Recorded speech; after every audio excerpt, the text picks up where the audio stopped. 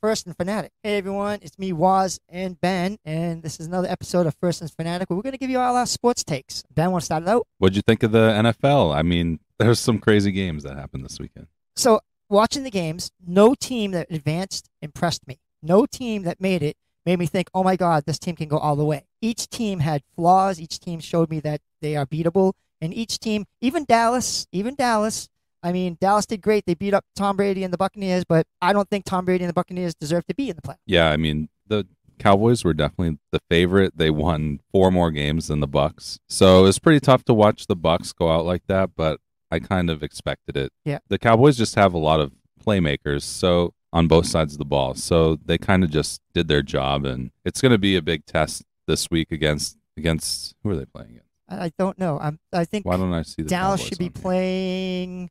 Oh, the 49ers. Yeah, they have to play the 49ers, which is going to be like Oh, that's me. really good test for their defense Yeah. because, I mean, they can beat up on a team with a bad O-line like the Bucs, but against the 49ers, I mean, they're stacked. Yeah. And then you got the And- Giants versus the Eagles. Yeah. Yep. And I know that the Seahawks are kind of a weaker opponent, but the 49ers impressed me. Yeah. Oh yeah. I mean, they're stacked. I mean, like look at the team they have. I mean, it's an incredible run they're going to make. And you know, they get was it Purdy? He's having a phenomenal playoff. I mean, He's playing really well. yeah. I mean, so those teams did really well.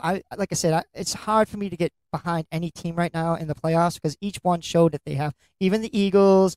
Even, Kansas City, all these teams aren't dominant. Like, they're not like, oh, my God, this team's going to – you thought the Eagles were going to do it, and then they showed that they're not that sturdy. So, I mean, I like it. The playoffs this week were disappointing for me. I thought a lot of the games had better potentials than what they were.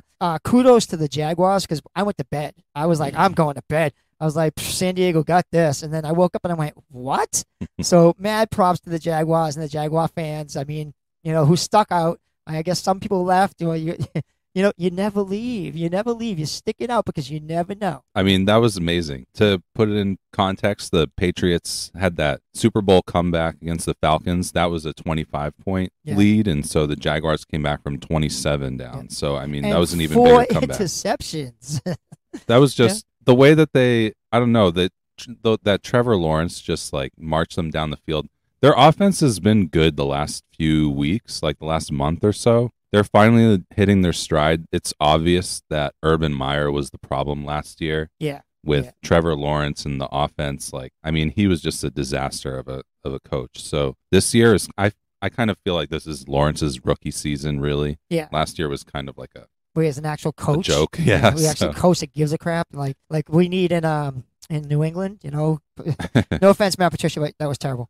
Yeah. Well, good for the Jaguars. They got the number one, generational quarterback, and then they tanked the next season, got a number one defensive lineman, Trayvon Walker. So, I mean, that was an awesome comeback. You also have to take a look at how it played out. So I watched the whole game, and the refs were honestly like letting some calls get away. Like Joey Bosa, I think he had a pretty strong case for why he was so upset. I feel like he definitely was getting held. Yeah. And they weren't calling it. So, I mean, that happens in the NFL. I don't know, whatever. Richard Seymour. It sucks when you're on the losing end of it. Yeah, but, I mean, so I think he had a good case. But then the Jaguars, I mean, they came through. They converted a 2-point conversion at the end to keep the pressure on. Doug Peterson, he's just, I have to give him credit. He has balls. Like the way that he just coaches everybody aggressive. Or like the scheme is aggressive. Everybody looks ready to go.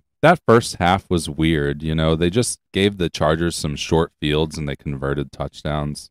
Yep. The Chargers, though, they were missing Mike Williams. They let him play in Week 18, and then he got hurt. He fractured his back. Yeah, it's kind of a good lesson. Don't play your starters if you have your that's why a lot of teams sit playoff them. spot locked up. A lot of teams sit them. It's crazy. I thought Miami could have beat Buffalo if they had Tua. I really do. I think that would have. I think that would have been an upset of the year. I think Miami has a bright future. I mean, if I hear all these rumors like Miami might get rid of Tua. Why? He was good. I mean, I'm proud that they sat him and he didn't come back out. I'm proud of the Miami Dolphins for not letting their franchise future quarterback jeopardize his health with concussion syndromes just to make the playoffs and win a playoff game. I mean, that shows mad props to them. I mean, because guess what? He's a human being. And they thought of it like that. They're like, look, he's a human being and he has a future. And why jeopardize this kid by throwing him out there? Yeah, you want to win. Yeah, of course you want to win. But are you going to hurt someone to win? I mean, that's not right. Yeah, I think that the Dolphins obviously hung in there with the Bills. It's a divisional game. I feel like the AFC East, they always have close games no matter what the difference in talent is between the two teams. Yep.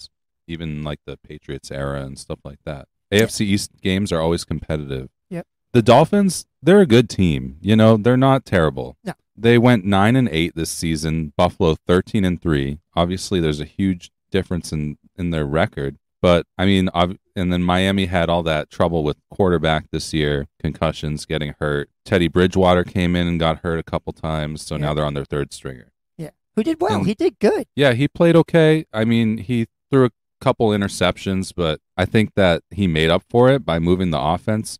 He made some really good throws throughout the whole game, start to finish, that were dropped, badly dropped by his receivers. Hill, Waddle, both of them dropped passes. The thing about the Bills, there was a sequence where at the end of the second quarter, the Dolphins kicked a field goal with 7.5 minutes left. Then they got the ball back again. Another field goal with 2 minutes left. And then they get the ball back again. Another field goal with 1 minute left. So, you know, they're chipping away and they get it down to a 1 touchdown game. And then another turnover, they get the ball back and score a touchdown with 33 seconds left in the half. So that was a huge, and then they got the 2-point conversion to Tyreek Hill. So they tied it at 17 with 33 seconds left. And then the Buffalo Bills, this is the reason why they're such a prolific offense, because they take the ball, go right down the field, long pass, you know, chunk play to get them in field goal range, and then they drill a 39-yarder with 4 seconds left. So it's 20-17, Bills leading going into the half. And I think that's a perfect example of how just incredible they are. They can strike from anywhere. You give them 30 seconds left, and they can run down the field and score. We saw that last year when the Bills played the Chiefs in the divisional round, and I just think that's the sign of a team that can win the Super Bowl. Right. They can strike any moment. You know, they can take a lead, and then in the second half, they went down. They had that fumble by Josh Allen to begin the third quarter, returned for a touchdown, and then the Bills came back and scored 2 touchdowns in the quarter. They had the drive that ended in the Cole Beasley short touchdown pass, and then they had that. And then 3 minutes later, they had that long pass down. Well, it was 23 yarders, but that pass down the sideline to Gabe Davis in the end zone. They just strike. You know, they strike like lightning.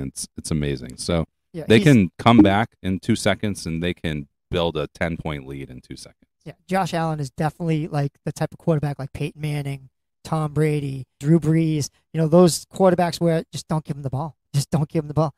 If you give them the ball, they're gonna march down the field and they're gonna score on you. You just don't give them the ball. That's why, like, remember back in the day, they would kick away, you know, try and, like, not give Tom Brady the ball or give him good field. Same thing with Drew Brees. And, you know, because, like, you give them the ball and they're going to be like, okay, watch this, you know, and they're going to march down that field and they're going to beat you with 3 seconds left. That's what everybody was afraid Tampa Bay was going to do this time.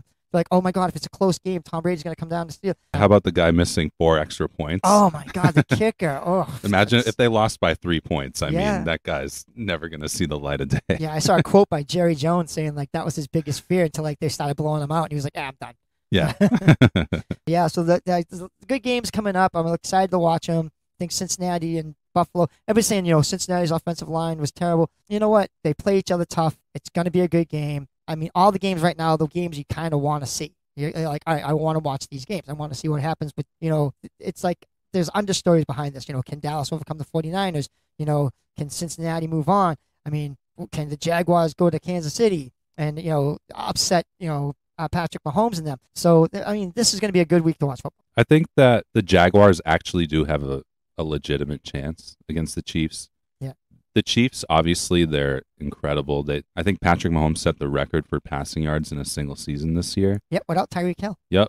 They're just a machine. Yep. I think we talked about their offense a couple episodes ago, a couple weeks ago, where removing Tyreek Hill made their scheme more healthy in the long run. I think they are able to spread the ball around now, and Mahomes is playing way better this season. Yeah. So they're in a good spot, but I think they're vulnerable to a good offense. You know, I think Trevor Lawrence has his feet under him now, so he's kind of like, you know, he's playing very efficient, and the offense is very efficient. And then I think the Chiefs are vulnerable. They can take a lead and kind of play prevent defense and susceptible to passing. Yep. So I think it could happen.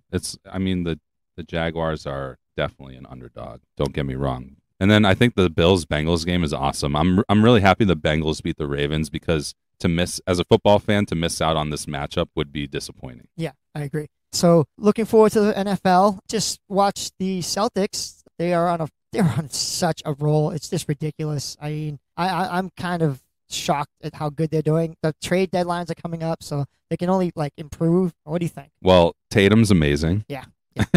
I mean, 51 points the other day, 7 threes.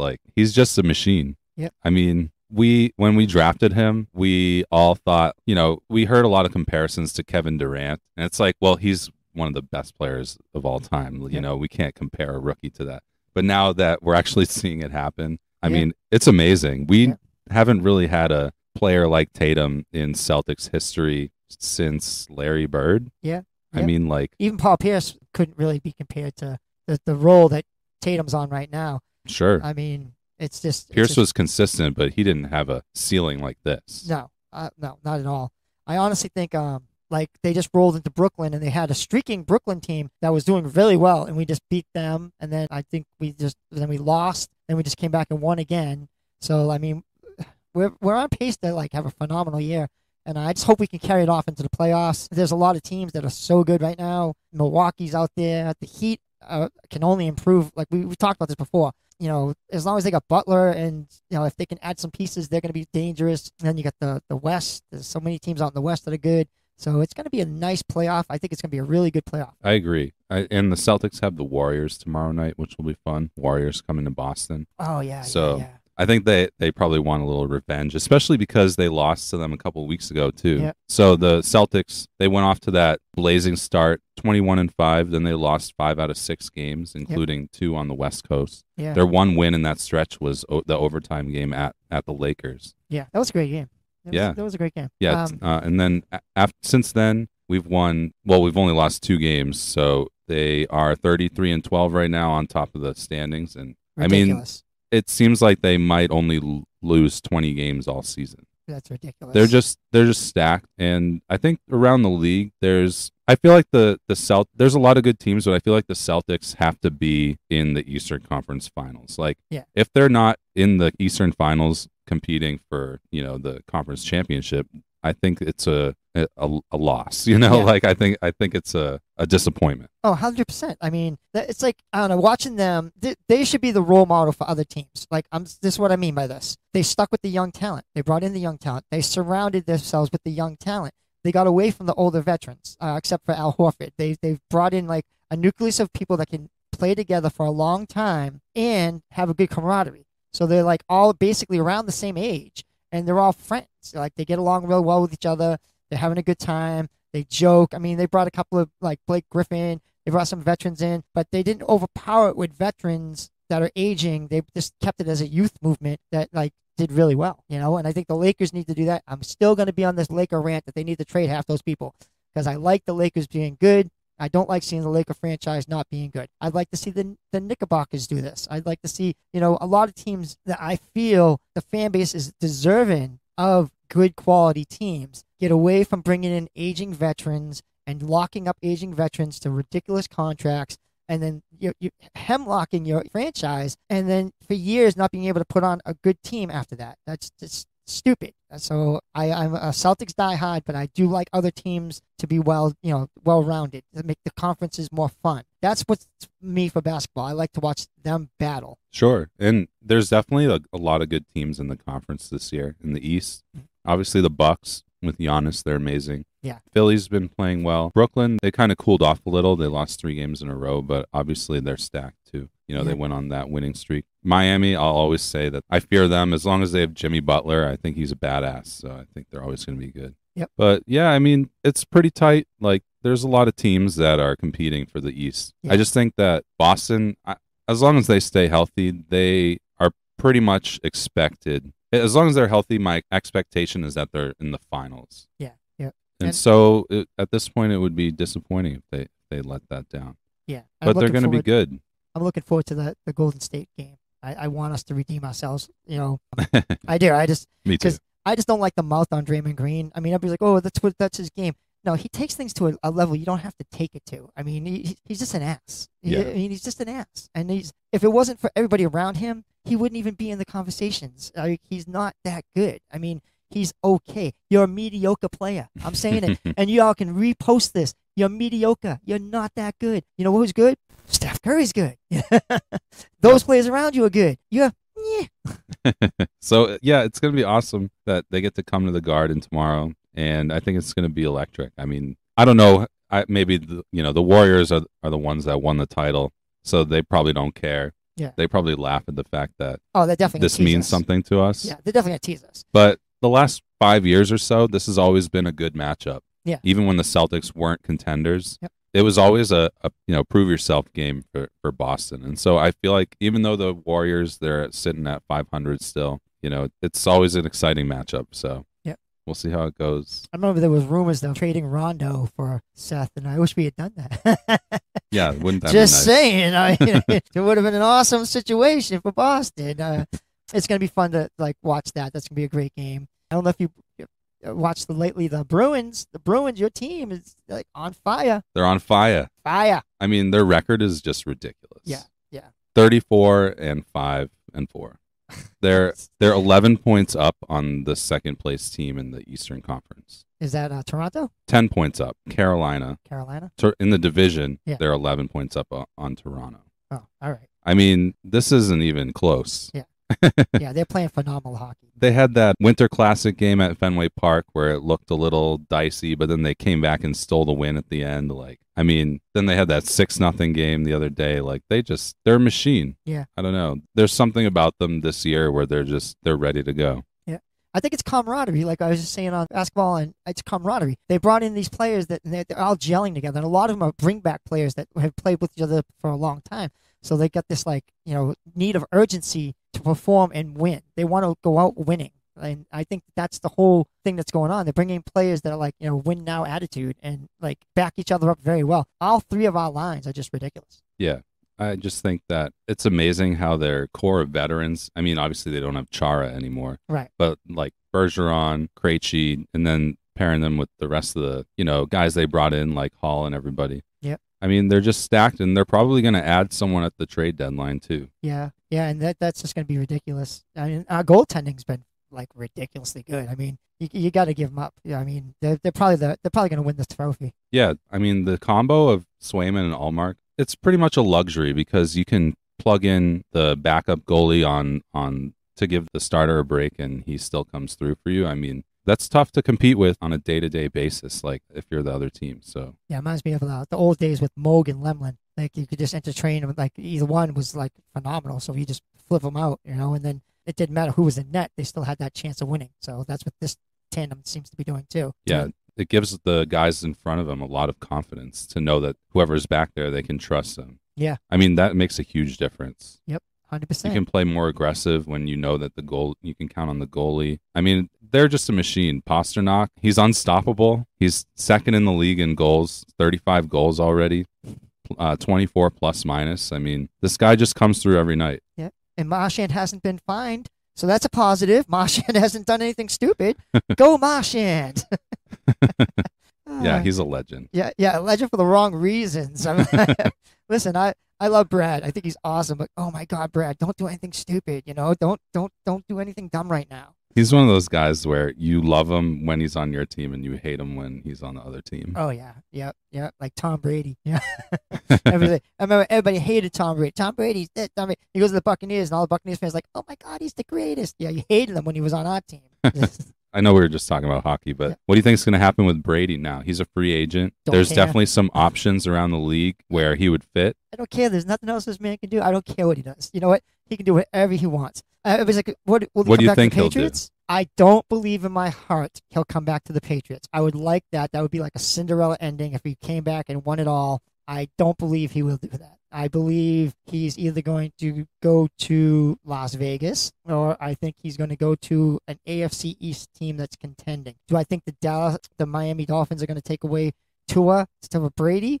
It would be stupid because you're only going to get Brady on a 1 or 2 year deal, and you could have Tua for years. I think that would be dumb. You could put him on the Jets, where he would definitely shine. The Jets have a great, phenomenal up-and-coming team. They just need a quarterback. Their young players on that team are nasty. Yeah, running back and receiver, and even offensive line. They've invested top draft picks. Right. Would I absolutely hate that? 100%. I would absolutely hate that. Oh, that would be disgusting. Yeah, to have Brady. If Brady went to the Jets, I would. Yeah, yes. I mean, it would. I would have a meltdown. But I have to say, he's probably going to play again. Everybody's like, he's done. He's retired. I don't think so. He could even go back to Tampa, but I think Tampa's defense showed that they can't get it done. And Brady is at the twilight of his career, so I don't think he's going to go there because he's going to go, I don't have time for rebuilding. I want to go and win now. So, I mean, there's teams out there that could bring him in, and they're like one player away from winning, and it's a quarterback. And we just mentioned a couple of them, so I mean, I could see it. I think obviously San Francisco. I think they've always been on the table for Brady because that's like his childhood team. But I want to see. I think Purdy now, if Purdy takes him to the Super Bowl, then nope. Yeah, that's going to be a tough conversation. Nope. The more they play well, nope. But the offense is perfect for him. Yeah, their offensive line is stacked. They've got the tight end in George Kittle, who he always loves to throw to tight ends. Yeah, they've got the possession receivers, Samuel and Ayuk. Yeah, and then they got McCaffrey. I mean, it's ridiculous. He always loved having guys like James White, Shane Vereen, Kevin Falk. Yeah. Now you got the cheat code in McCaffrey that you can toss it to like 120 times during this, 120 catches in the season. Obviously, Brady would love to play there. Yeah, it would be ridiculous. He would absolutely destroy teams if they got Brady. But you know what? I don't know if they have the cap space or anything, but he don't need the money. Take a discount. I mean, go for the gold. I mean, he's a legend. But I don't know. I don't know what he's gonna do. No one really knows. I don't think he's gonna go to the Patriots. I don't either. Everybody's like, oh, the Patriots. Yeah, he did that already. Why would he come to the Patriots? Yeah. There's simply better options around the league. Well, we have $30 million to spend on free agents, so I mean, I could see it. I mean, we could bring in a bunch of people. I mean, Lamar Jackson. That would you say? Would I like to see Lamar in a Patriots uniform? I would. He's only got one playoff win. He's injury prone. No, I wouldn't. I like Lamar Jackson. So I'm not trying to down any Baltimore fan. I see why Baltimore's not giving him the money. I do. I get it. And I see why he didn't go to the playoff game. I do. I see why he didn't go to the playoff game. You're not going to support me. I'm not going to support you. I mean, it is what it is. Do I think we need someone like Lamar Jackson? I think we need to give our quarterback at least one more year with an offensive coordinator that knows what he's doing before I make any decision like that. Mac Jones isn't a bad quarterback. He needs to shut his mouth. He needs to not yell at his players. And he needs to just be a quarterback that knows he's not at that elite level where you can take your mouth and get away with the things you say to your players. I think you're right. And in a perfect world, I think Lamar Jackson would be amazing on this team. Yeah. I don't know what their scheme is, but I think a coach like Belichick would have, something prepared for a guy like Jackson, who's obviously an electric playmaker. Is it going to be Jack and is it going to be Bill O'Brien? I mean, is Bill O'Brien going to be the offensive coordinator? I mean, there's so much stuff going on right now that you just don't know. What about absolutely Cliff Kingsbury? Kingsbury, yeah. So he was drafted by the Patriots, so he has that connection. Yeah. I mean, there's things that can happen. So I'm more down on Kingsbury just because I didn't like the offense in Arizona. Yeah. I thought they were just one-dimensional. Well, he's in Taiwan. He took, Thailand. Yeah, Thailand. He left. He's like, I'm out. And he's like, I have no desire to talk to anybody. So he just he took his ball and he left people. Yeah, so he signed an extension before this season, like after last season. And then the next season he got fired. So, he's going to enjoy getting paid for a couple more years. Yeah, he took his ball and went home. I would too. I'd be like, peace, pay me. It's funny. Like, I think the whole situation, there's going to be a lot of flipping and flopping. And, where's Sean Payton go? I mean, where's Sean Payton going to go? Like, the Chargers are a big, rumor for Sean Payton. Yep. Denver. Yep. I mean, they both got solid quarterbacks. Obviously, Russell Wilson had a pretty rough year. But, I mean, there's got to be something salvageable there. Yeah. They don't have a choice. No. But the Chargers with Justin Herbert, I mean, they could definitely use a guy like Peyton, someone who is obviously a decorated offensive coach. Yeah. Did it for many years. Yeah.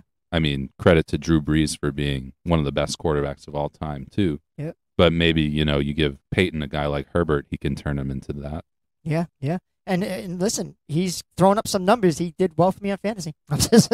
He did some pretty good numbers on fantasy for me, so I'm not mad at him. I mean, my team end up crapping the bed because of injuries, but you know what? That's why you play fantasy.